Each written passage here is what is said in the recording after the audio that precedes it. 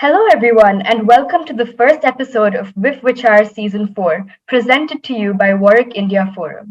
My name is Inchara Athreya, and I am a co head of the Talks team at Warwick India Forum. It now gives me immense honor to introduce today's guest. Mr. Arun Maira was born in Lahore in undivided India on August 15th, 1943. He has an unusual combination of experience as a hands on leader, a consultant to leaders, and a thought leader on subjects of leadership and institutional transformation in the private, public, and social sectors. He has written several books on institutional transformation, and he writes regularly in several journals. Mr. Maira was a member of India's Planning Commission from 2009 to 2014, prior to which he was chairman of the Boston Consulting Group, India. Earlier, he had worked with the Tata Group in India for 25 years and for another 10 years with Arthur D. Little and Innovation Associates in the USA. Presently, he is the chairman of Helpage International and an advisor to several civil society networks. Welcome to this episode of WIF Vichar, Mr. Maira. We are honored to host you today. I'm delighted to be with you, Inchara. Thank you. Thank you so much. To start off, your diverse experiences must have had a vital role in your life so far. What is a key learning from some of these positions, such as member of the Planning Commission, chairman of BCG, Tata Group, and chairman of Helpage International? Inchara, you used the word, what did I learn? I learned that I must keep learning. My first very large job just landed on to me when I was very young, not even 30. And I was made the head of the Tata company's new factories in Pune, as they were just being set up in the 1970s. And I was terrified that I'd have to go, and boss around thousands of older people, very smart people. And I, as a young person, how could they respect me? What could I do which would make me a good leader? And my boss, Sumant Mulgaonkar, the chairman of the company, told me, Myra, you're not going there to boss anybody, you're going there to learn. And he said to me, go and listen to the people, to the workers, to the managers, just learn from them what they are doing and listen to them. And that lesson has really held on in me, my life. In fact, that factory, Sumant Mulgaonkar used to call it the learning factory. He said, everybody in the factory, the boss, the workers, the engineers, managers, they all must be learners and learning together, because we have to together create in India at that time, this is the 1970s, at a time when there was no ability in India to design trucks and buses and to design and make the machines to make the trucks and buses. We're going to have to do all of that because India doesn't have the capabilities it didn't have at that time altogether. So a learning factory, and I must learn, I must listen, be curious, be curious. When then I went after 25 years with the Tata's midlife, 45 years old, to the USA, a different country, and a very different profession as consulting. It was no longer, managing large manufacturing operations. That lesson that Mulgaonkar gave me held me in great stead, because I said, okay, let me learn from all these guys around, the young consultants, the others, my clients even. Let's listen. Be curious all times. Be curious. And this finally, my mother, who passed away when she was 97, and she lived alone for the last 20 years of her life and looked after herself. She wanted to be, able to look after herself as long as possible, and she did till the end. She used to say, look, I don't want to add more life, more years to my life. I want to add more life to my years. And she said, living is all about learning. And she was so curious till the very end. I mean, she was reading things as long as she could. She used to, meet people, and she was always inquisitive about whatever it is the people's professions were. What is it doing? What have they learned? And so be curious your whole life. And if you remain curious and keep learning, you will be living. Keep doing it. Keep doing it. And I'm continuing to practice that. That's amazing. I think that's definitely a lesson for all of us to keep learning. Continuing from there, as a former member of the Planning Commission of India, in your opinion, what are some of the key challenges faced by the decision makers of our country? This is where, yes, I was just pulled out of my retirement, which had lasted about 3 days only, by the Prime Minister of India and said, no, you got to come and serve the country and be a member of the Planning Commission to help us grow industry in India, because India needs more industry with more depth. And we still don't have enough of it to create more jobs, employ more young people, curious young people who want to learn and become something more themselves. We don't have such industry. So he said, you must come to the Planning Commission and help build industries in India. But more than that, he said, there's something going wrong in the whole process of planning for the last 30, 40 years then in India. We are not having the impact that we should have. Look, we are not creating industries, for example. People are still so poor. Our public health systems are so weak. So many things need to be done, and the Planning Commission is supposed to be the organization that makes all these things happen, and they're not happening. So what's going wrong with the Planning Commission? And that's when, once again, this thought that the people on the top are not there to tell others what to do. They're supposed to be the best learners and the best listeners in the system. And when you're dealing with a country as complex as India, it's quite different to a company and a Tata factory. The variety of people, the diversity of people is so much more. The range of issues that have to be addressed simultaneously is so large.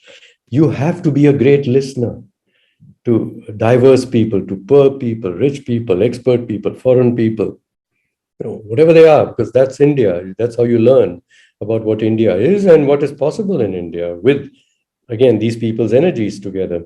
And experts don't listen. Experts, look for the facts, the data, and then they do some calculations and say, well, here's the solution.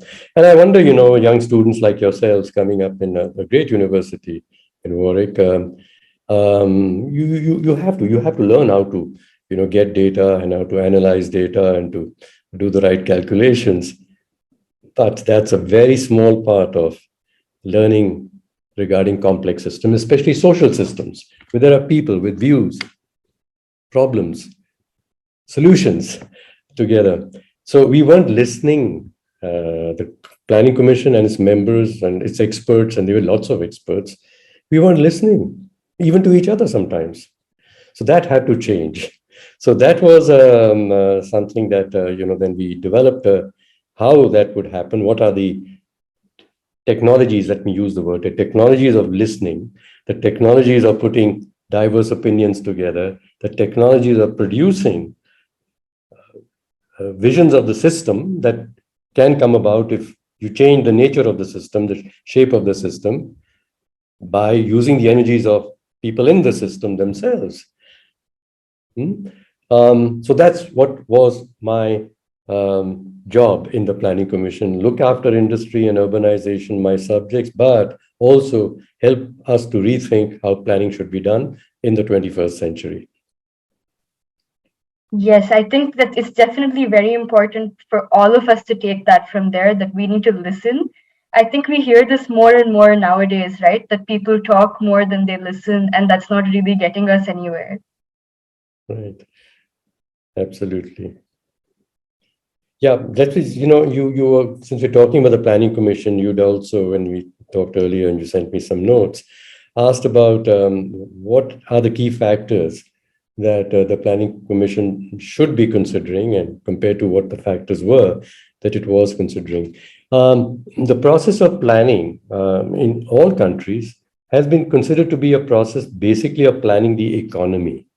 That is, the growth of the economy, the GDP, whether it's the USA or it's here or the UK or in India. And it's so sad when people say that the UK is having a tough time because its GDP is not growing and the government should be doing something about it. Well, all governments are expected to do something about the economy, which is measured by the size of the product of the economy, that's the GDP. And so it's a production of things inside the country. So their inputs and their outputs. And so the process of planning in India and all over the world has generally been one about planning what inputs should be, drawn into the economy, and then measuring what the outputs are, and then improving the efficiency of the use of the inputs to produce the outputs, so that there's more productivity in the economy, there's greater efficiency in the economy. So that's been the model. But as I said, if the economy includes the energies of people and the aspirations of people, and also the anger of people, which all compounds the process of making change and improving the condition of the country and the economy, then those factors have to be included in your model. I mean, how do you include people's anger as a force in the model? How do you include the fact that people don't trust the government or don't trust the planning commission, and therefore will resist any smart ideas that these people give to the country? So we did develop models of the system, which included not just the economy, but society and political forces also. And into that, we had not been doing this before as much, put environmental forces and environmental factors into the model. Previously, with the companies or planners of countries, it was, as I said, about material resources, energy resources. You sort of take them out of nature, use them in industries, and you spit out a lot of stuff. Meanwhile, nature is getting depleted, and now we are realizing the problems that all of us are having with climate change and environmental degradation. So the factors must include natural forces, nature and its forces and its resources, as also people themselves as forces and resources, and their aspirations too. So in complex system like that, you can't plan for them. I mean, they have to be wanting to do it themselves, and then they'll make it happen. So in a diverse country like India, it's in the states that action must take place, and within the states, it must be in the cities and the villages and so on. Top-down planning cannot work in a complex country like India. So this was the big shift that was very essential, that the models for planning and the methods of planning had to change towards being models that work in complex, self-adaptive systems, and not models of economy, macroeconomy models that are still being used all over the world. I think that was really insightful for all of us who will be entering this realm in the future and trying to work on some of these things. So just continuing from there, in what ways do you think the Planning Commission has laid the foundation and paved the way for future decision-making bodies? I'm going to say it's something very unusual. I think by ending itself or being ended by Mr. Modi, it has paved the way for new future decision-making bodies. As I told you, Dr. Manmohan Singh was a very wise man who had realized that the planning process of India must change. The commission must become something very different. So he had laid the groundwork, and the thinking work was done.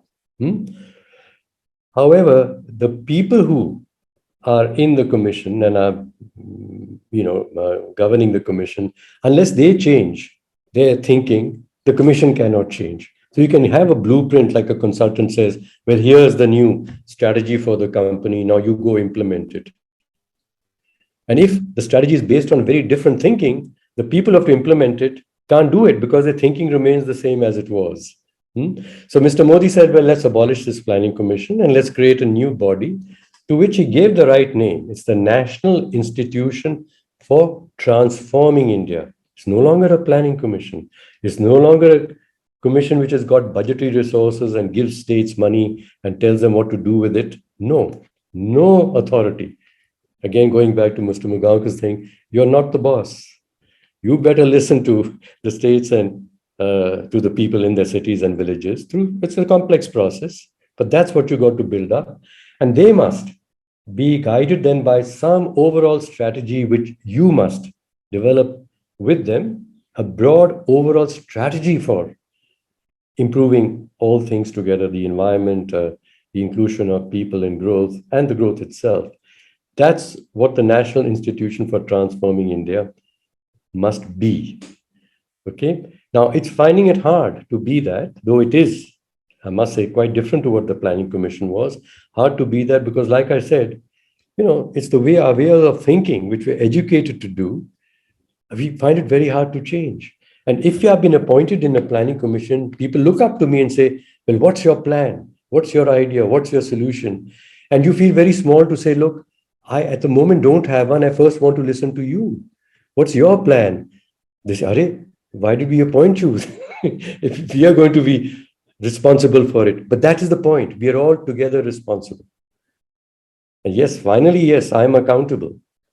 But I'm going to listen to you so that my ideas change and I can give back to you, feedback to you. This is what the overall picture looks like, and this is what your role in it should be. Some great insights there. Thank you very much. Now, moving on to a slightly different subject, you served as a board member for the UN Global Compact. With sustainability being the talk of the hour, do you have any suggestions for simple ways we can contribute that may not have crossed our minds? Inchara, simple ways. The corporation, the business corporation, the idea of a business corporation as a limited liability company was a remarkable idea created around 1600 AD. The first, in fact, limited liability company, broadly speaking, was the East India Company. Yes. Now, what was the idea? That some investors in the UK would put their money together, pool their money together. They would then give that money to some managers who would go out to India and to the East Indies, and they would use the money to produce more profit. And the governors, the managers of this company back in London, the board of the company in London, would ensure that the profits were properly received and equitably distributed amongst whom? Amongst the investors themselves, right? So this is the concept of the corporation. It is a limited liability organization which gathers money from investors, then uses that money, gives the money to, as you call, the executive, the managers, to use it to produce profit. For whom? For the investors again. This is a very selfish idea that we are in business for the sake of ourselves, to make money for ourselves. So no religion would allow a selfish person to be respected. Because they say, your duty in life is to care for others, not just for yourself. This is morality. And so, but here we have by law created a selfish person, a person who is saying to the business of business must be only business, as Milton Friedman famously said last century. And that has been, unfortunately, the last 30, 40 years, the driving paradigm, that the purpose of business organizations is to produce more profits, and they shouldn't be distracted by having to think about, the environment and all the workers and their wages and what happens in their lives. Don't be distracted. Just produce more profits. And if more corporations produce more profits, the GDP goes up and everybody's well off. But actually, it's actually the investors and corporations who get better and better off. And so in the pandemic, you saw this. In the pandemic around the world, which so many people suffered. In fact, today, United Nations has pointed out that some 93 million people in the 1 year for which they measured during the pandemic, fell into poverty. As they said, it has set back the whole process of getting more and more people out of poverty, which has been on for the last 30, 40 years by so much. So people inside the economies were dropping into poverty, but the number of billionaires increased during the pandemic in India and around the world. Stock markets boomed and broke records. So stock markets are what? The investments in companies. The companies were making profits. The investors in companies were making even more profits while people were suffering. So the first thing that must change, as I say, is what's the purpose of the corporation? The purpose of the corporation cannot be the selfish purpose to produce profits for investors. It has to be, like every human being is expected to be, responsible for the condition of things around themselves, the things around themselves that give us life, that sustain us. Yes, we are parts of systems and we must look after the well-being of the whole system and not just of ourselves. Then, if we get that clear, then under the law, it would be required that corporations would be accountable for the impact that they have on the environment as well as on the lives of people, not just how much profit you produce and report it to the stock exchange. And corporate governance today has become just a management of the uh, profits of the company, just like it was with the East India Company. And East India Company spoiled the lives of people in India and the environment of people, and corporations continue to do it because legally they have been constructed to do this. I've been on the boards of companies, many of them. And as a board member, it was my fiduciary responsibility under law to protect the interests of the investors. I'm not required to look after anything under law. And if I did, which I would try to, and come therefore to the UN Global Compact, I would be sued by shareholders to say, you've done something illegal. You are a director of this legal entity. This legal entity is supposed to do the following things, and therefore you as a director are supposed to do only those things. All your care and compassion for the world, you keep it at home and don't exercise it here as a director of the company. So I'm saying something which is very important today, that we have to rethink the concept of the business corporation. If we don't do that, then we are not going to be achieving sustainable development goals, because the business corporation is the largest engine of growth of economies. And if the largest engines of growth of economies are selfish and don't care for the environment legally or for the impact of their operations on the conditions of societies, we're not going to improve those conditions.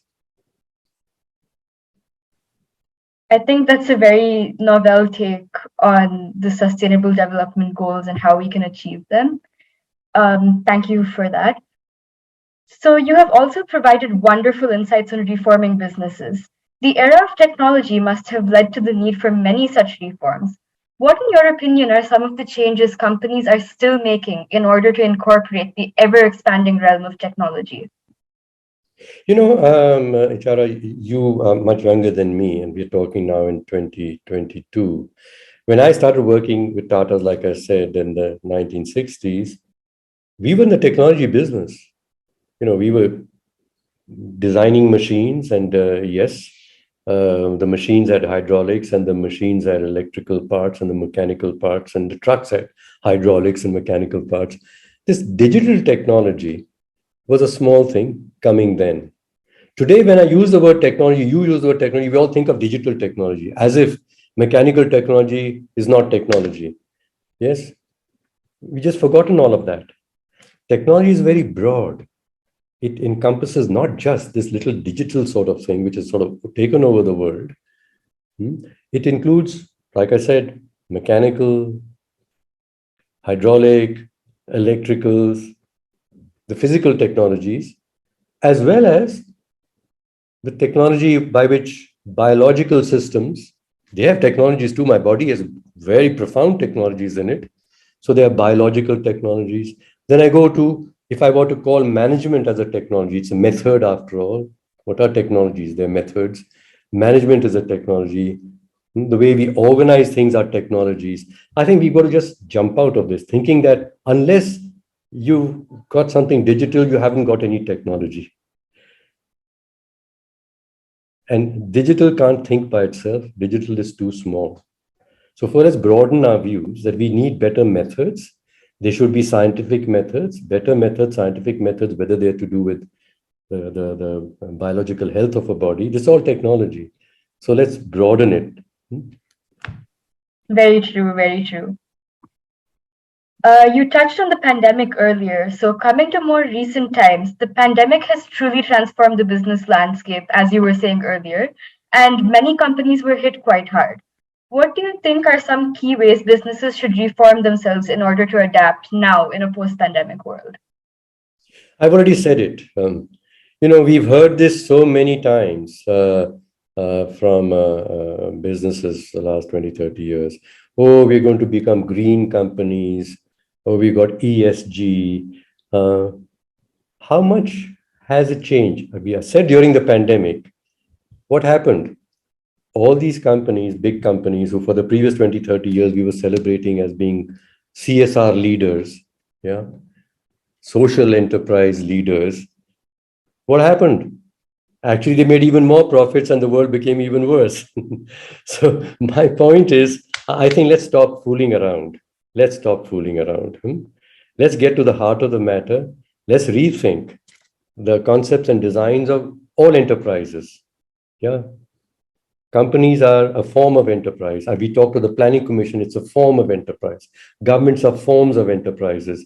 All of them need to be revisiting changes in their own designs so that they can help to create, along with others, a more sustainable world for everyone. Definitely the need of the hour.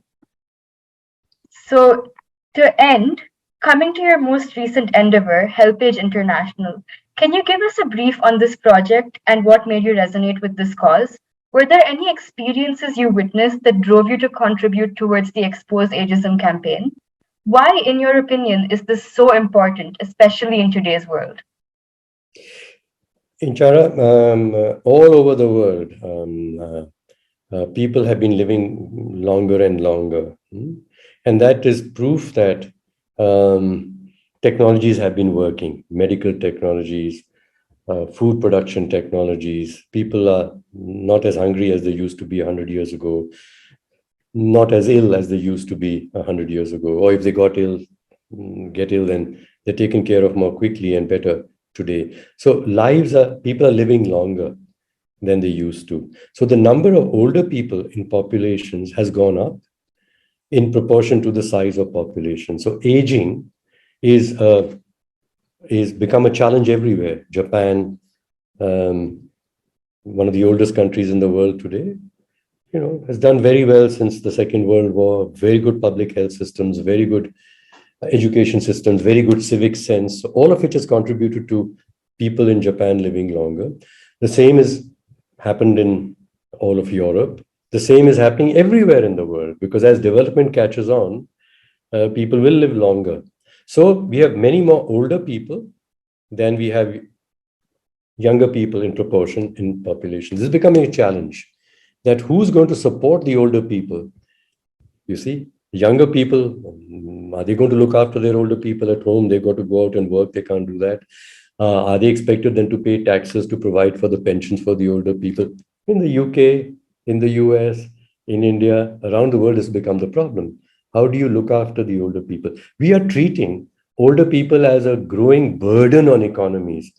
My view is just the opposite. Older people are the fastest growing and least used resource in all economies of the world. We think of them as burdens, but actually the older people are real sources of a new energy, an old energy in a new form, which is wisdom. They've lived life. They've learned a few things which the rest of us or the younger people are going to make mistakes to learn. So this is when you talk of a learning society. The wisdom of a society is always more likely to be in those who've been in the society longer, because they've had more experience, more mistakes, more insights. And we must make older people central to our processes of learning and growth. Not let's put them on the side in some old person's home, while the rest of us are busy trying to earn more, to look after ourselves, and being demanded to pay taxes, which we resist and say the government should charge taxes, otherwise we have no incentive to produce anymore. We got the paradigm wrong. The older people are an essential part of the system. In fact, the success of the system produces more older people. So please don't throw them aside. Our wisdom, our learning is best captured in them. Make them central. And so around the world, in Helpage International, we've been very successful in introducing this to all governments and to the WHO, that, please listen to the older people where they are. And they will really give you a lot of smart advice on how tough things could be handled. And during the pandemic in particular, this was proven that those countries like Vietnam, which has had older people's associations by law for 20 years or more, and had always, encouraged the people in a village or a town to gather with the older people once a week and do something. They did the best. They got the least amount of infection in Vietnam. The economy was the least affected, though it's a poor country. And it was not because it's isolated like New Zealand. It's very much, connected with the production systems of China and Southeast Asia. And so in other countries too, we found the same. In India, parts of India where community traditions are still high and older people are not, shunted aside, they've done better than other states and places where we've got the more modern paradigm of only young people are good people. We must have more young people in the economy. These darned older people, I wish they'd go away. You also change it. Listen. It comes back to my mother, you know what she said? And she was a great listener and great learner, and I learned my wisdoms from her. Back into Helpage. I definitely think those are some things we need to keep in mind as the younger generation of today. That brings us to the end of today's Vichar. Thank you so much for taking the time to join us, Mr. Maira. This was certainly very insightful, and it has been an honor hosting you. Thank you so much. My pleasure, Inchara. Thank you very much.